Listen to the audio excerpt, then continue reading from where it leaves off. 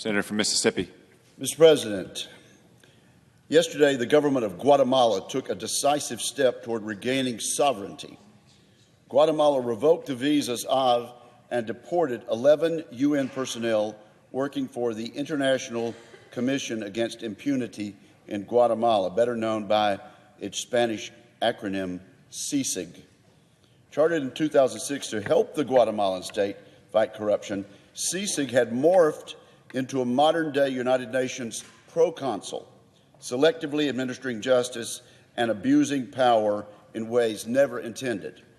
Voices on the political left, both here and overseas, will no doubt decry the decision by the duly constituted government of Guatemala. But I take the floor of the United States Senate this afternoon to state plainly my emphatic approval of this action by our Guatemalan friends.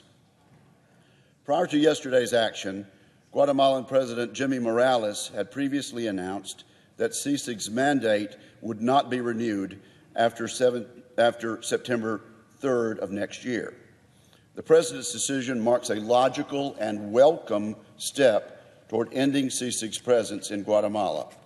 Ultimately, an independent country has the right to decide if and under what terms a supranational institution can administer justice within its borders. CICIG was never meant to be permanent, and no country could accept an unending infringement on its sovereignty. Certainly, we in the United States would never consent to having an international body accountable to no one run our judicial system here. Our Guatemalan friends have determined that it is time for CICIG to leave, and they have a right as a sovereign nation to make that decision. The initial reasons behind CICIG's presence in Guatemala cannot be disputed. Like many Latin American countries, Guatemala had suffered from pervasive corruption, and its government was in ruins from a decades-long civil war. Criminal enterprises colluded with politicians, military officers, and other government officials to bribe, cheat, and steal. Mafias with deep tentacles into the state acted with such impunity that Guatemala felt compelled to ask for outside help. In 2006, Guatemala and the United Nations signed an agreement meant to support, strengthen, and assist Guatemalan institutions responsible for investigating crimes committed by so-called illegal security groups and clandestine security organizations.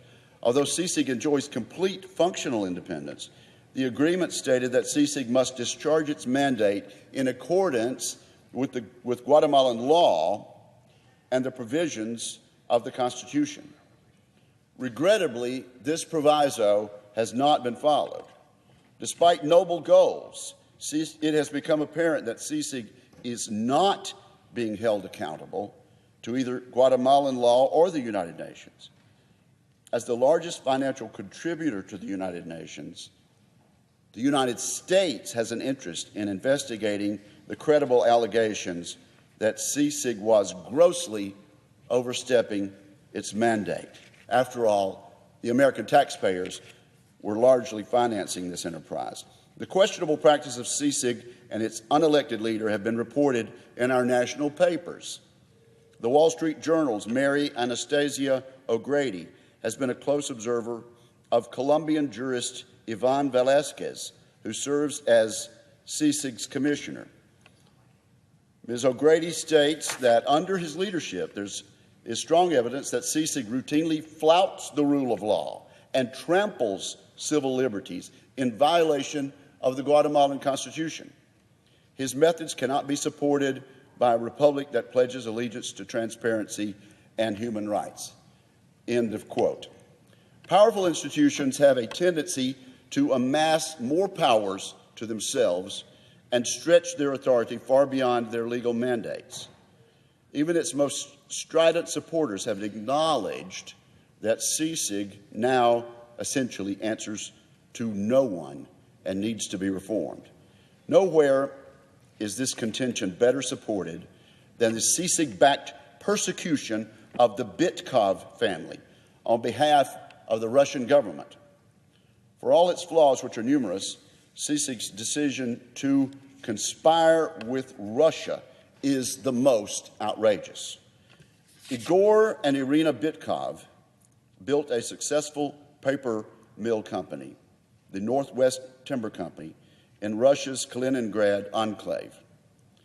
This rare example of successful private enterprise in Russia was once valued at nearly $500 million.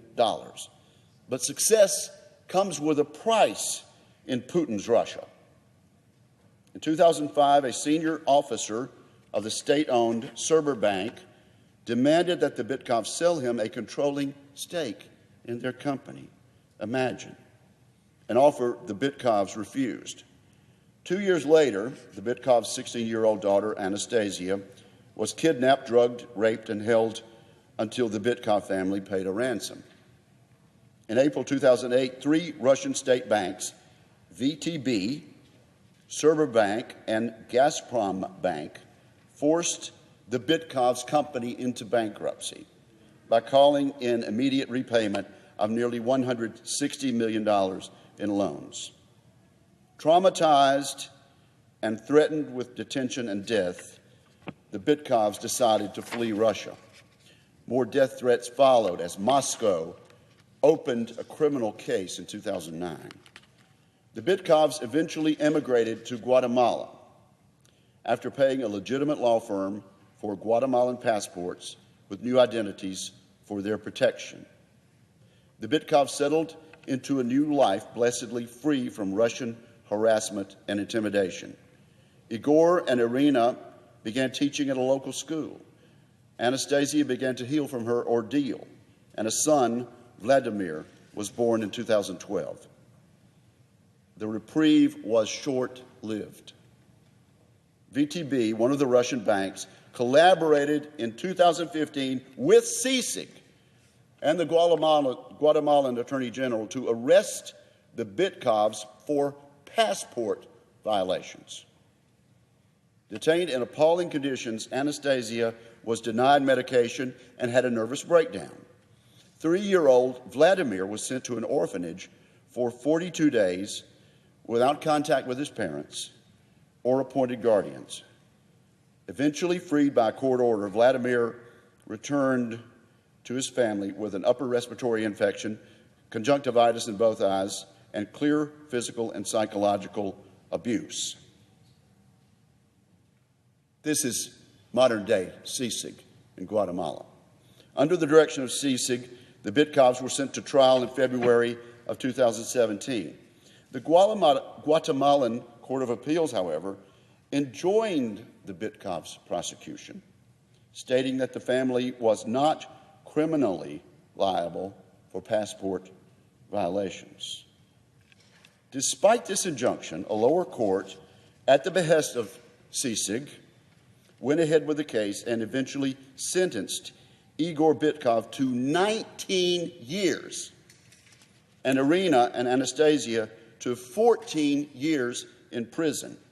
Let me repeat, 19 years and 14 years for passport violations. Passports that they believe were legitimate based on legal advice they had been given. For infractions that usually are settled with a fine at worst, and all in collaboration with CICIG and the Russian accusers. Following more convoluted legal wrangling, Igor Bitkov was released on house arrest in May. But inexplicably, Irina and Anastasia remained in jail. More injunctions, more appeals, more tortuous legal proceedings. Irina and Anastasia were finally released on bail in mid-June. This is CICIG in Guatemala. Pushed by CICIG, the Constitutional Court, the highest court in Guatemala, ordered a retrial for the Bitkovs, which began last week and supposedly continues. American taxpayers who are footing the bill for CICIG have a right to ask Commissioner Velasquez and his CICIG team, is this the way to fight corruption in Guatemala? In short, CICIG, under the direction of Commissioner Velasquez, has gone from fighting corruption to doing Vladimir Putin's dirty work. going even so far as to persecute victims of corruption like the Bitkovs. The Bitkov affair demonstrates how badly CICIG has gone astray and why President Morales is right to want it out of his country.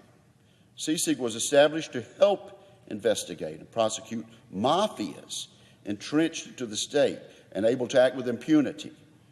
And yet it gets involved in a passport violation case against a family clearly fleeing Russian persecution. CICIG is supposed to be above reproach, yet it collaborates with a state-owned Russian bank that incidentally is currently under U.S. sanctions. CICIG is doing the bidding of Putin's henchmen, acting as the long arm of Russia's dictatorship. The intervention of a Kremlin-controlled bank shows that influencing CICIG is a part of the Kremlin's broader campaign to exert pressure across Latin America, and we ought to be concerned about that, Mr. President. Earlier this month, Ms. O'Grady wrote in the Wall Street Journal that the creeping intervention from Moscow is designed to damage U.S. interests by destabilizing liberal democracy. Admiral Craig Fowler, the commander of U.S. Southern Command, told Senate Armed Services Committee that Russia is flooding Latin America's internet, social media, and television outlets with original and reproduced propaganda to sow doubts about U.S. intentions. Russia has also provided crucial financial support to the infamous Maduro regime in Venezuela, and competes with the United States to provide military support to regional partners. Another strategic competitor, China, is also seeking to influence important U.S. partners in Latin America. China has provided more than $140 billion in Belt and Road Initiative loan commitments. Beijing is now Latin America's second-largest trading partner. Although CICIG once played a significant role in exposing and prosecuting serious corruption, it has now fallen victim to Lord Acton's famous observation that power tends to corrupt and absolute power corrupts absolutely. President Morales has made a decision as the duly elected head of a sovereign country that he will no longer tolerate an increasingly neo-colonial force. The United States should stand behind this decision. CICIG was never supposed to stay indefinitely. This move by the Guatemalan government does not absolve its own responsibility to fight corruption. Indeed, we should demand a redoubling of these efforts. As a critical country in the Western Hemisphere, a return to pre-CICIG conditions would be unacceptable. This is the chance for Guatemalans to work toward the justice that CICIG abandoned with its complicity in Moscow's vendetta. This should begin with an end to the Bitkov family's long nightmare. Their ordeal has gone way beyond a miscarriage of justice, and with CICIG gone, Guatemala must do the right thing without further delay or excuse. In conclusion, Mr. President, the duly constituted government of Guatemala has made the right decision and should be congratulated for yesterday's action. The country's leadership took a necessary step in asserting its sovereignty and in ending a dysfunctional relationship with CICIG, a well-intended agency which has exceeded its mandate and outlived whatever usefulness it may initially have had. Thank you, Mr. President, and I yield the floor.